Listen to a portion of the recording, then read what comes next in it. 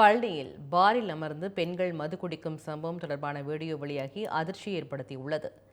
திண்டுக்கல் மாவட்டம் பழனி ஆர்எஃப் ரோட்டில் உள்ள டாஸ்மாக் மதுபான பாரில் ஆண்களுக்கு நிகராக 2 பெண்கள் சாவகாசமாக அமர்ந்து மது அருந்தியுள்ளனர்.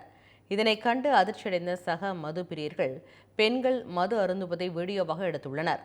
இந்த வீடியோ தற்போது வெளியாகி அதிர்ச்சியை ஏற்படுத்தியுள்ளது. டாஸ்மாக்கால் பல குடும்பங்கள் அழிந்து வரும் நிலையில் பெண்களும் மது அருந்த ஆரம்பித்தால் என்ன ஆகும் என்ற கவலை தெரிவித்துள்ள சமூக ஆர்வலர்கள் உடனடியாக டாஸ்மாக் கடைகளை மூட வலியுறுத்தியுள்ளனர்.